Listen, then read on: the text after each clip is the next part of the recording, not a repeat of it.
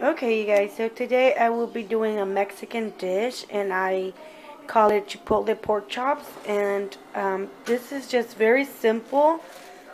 It's basically everything's completely done. You just do everything at your point. So right here, I already have the chopped up pork chops. This right here is 4 pork chops for 3 people. So this is enough. And you just make sure you chop up your pork chops very well. You're going to need some chicken flavored bouillon. I know you're like, wait, this is not even chicken. But this flavor is so delicious. You're also going to need some seasoning salt, some pure ground black pepper, some salt, unique seasoning sazon Goya, some chipotle peppers, and this is in a Ziploc bag because mine was already opened. I had already used it. This is some leftovers, so I was like, hey, I'm going to make some chipotle pork chops. So you just need some chipotle peppers, and you can find these at your local grocery store, any brand you want, and an onion. So first thing we're going to do is chop up this. I already have it chopped up. Now we're going to add the lemon to there, and the black pepper, the salt, the seasoning salt, and the chicken bouillon at your taste. You might like it salty, you might not like it really salty. It's up to you. So let's do that.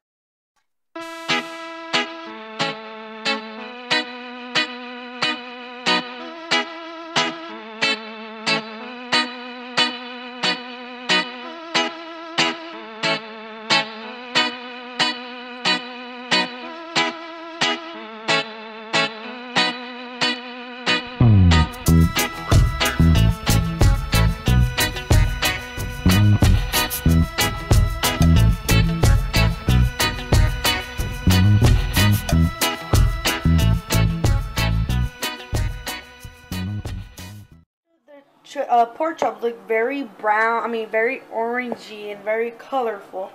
You're gonna let that sit for like an hour. Now, like, I don't have plastic wrap. I'm gonna get a grocery bag, and I'm gonna cut the tips of it a little bit more over than the tips. Well, actually the ends of it. Sorry. And then you just you fold it like this, the opposite way.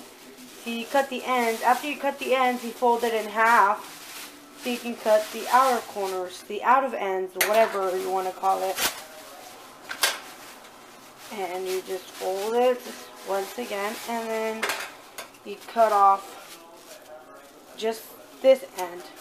And after you've done that, then you have little plastic whatever, and you cover it up very well. Make sure it's touching the meat. This is very, very optional. I just like doing it because it gives it that thickness, that creamy, tasty substance. So you just throw out the seeds, and basically you put it in the blender over very hot water. Like I said, if you don't have it, this is chile guajillo.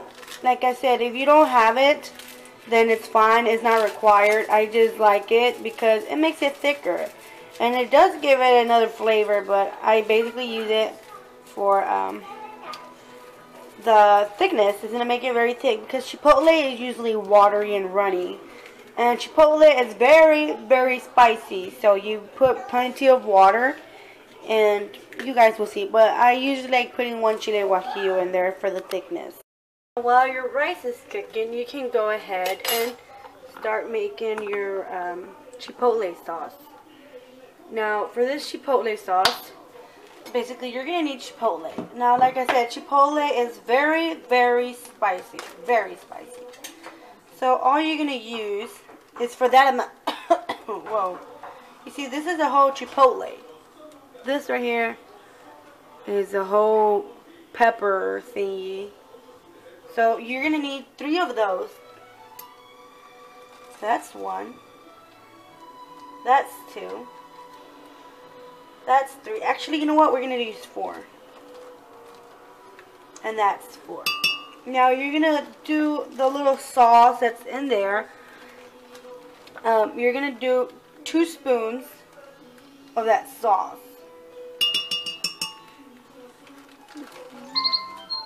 Whoops, my phone. Now, That is way more than enough. Okay, we're going to set that inside. And now you're just going to go ahead and close your bag or whatever you're doing using whatevs. Now you're going to go ahead and add some chicken flavored bouillon. This is for the flavor. It's not going to taste like chicken, so don't worry about it. So this is just for the flavor. And depending on how much you put, it's up to you. It's optional how much flavor you want. You don't have to put it because the Chipotle has its own flavor already, but I just optionally do it. This is optional. You can put another extra small garlic in there. So that's what I did. Now, the amount of water you're going to put in here is the amount of water you're using to, you know, basically 10 ounces of water will do the job. So you're going to go ahead and just drop all that in there. And you're going to think that's a lot, but actually that's a little bit of water, because it's very, very spicy. Now just go ahead and put the lid on your blender and set that on low and on stir for right now. And then go up slowly. You're going to leave this in the blender for about 5 to 6 minutes because you really want this. You really want that chile guajillo to really blend. So just go ahead and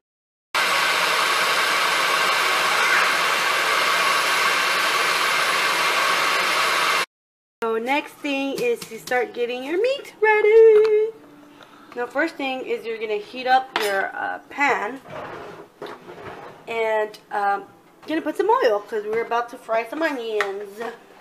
First thing you do is fry the onions, obviously. I like putting like 2 scoops, 2 caps, actually.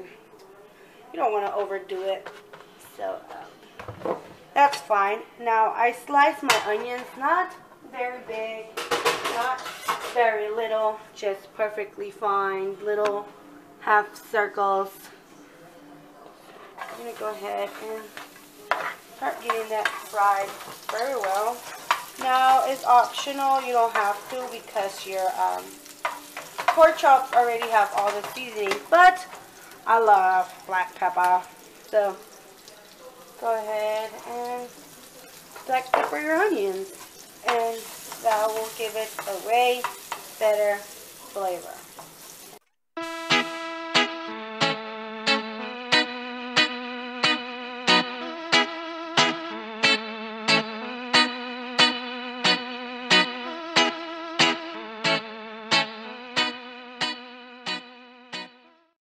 Ahead and get our meat. Take off our plastic wrap if you have it, and go ahead and just chunk all that in there. Everything, juices, everything, the main flavor, and just get that fried.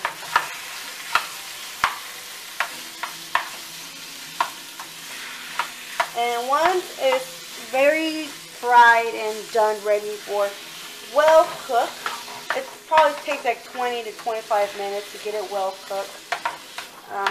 You add your sauce, but we'll get to that as soon and when it's ready. So I'll show you guys how it looks when it's ready. Now that's what I was telling you guys about. It reduces its own water, its own oils. Look at all that. So at this point, what you're going to do, since you need this oil, since you need this water, this is the main thing that conserves the flavor and whatever. And like I told you guys that the red sauce didn't have enough water. So at this point, exactly, that's when you enter the Chipotle sauce. Now, you're going to go ahead and just pour it all completely all around. And the fizzing and all that stuff bubbling should stop because it's raw. Now you're going to wait until it gets to a boiling point, and once it gets to a boiling point and to the consistency that you want, then you shut it off. Right now it's very runny, so I'm going to wait till it boils and all the water gets absorbed and a whole process goes on. So wait until it gets really absorbed into the meat and such and such. So we're going to let this process, and that should take probably 10 to 15 minutes, not much, until it really gets to a boiling point. And when you get that bubbling, you're ready and set to go.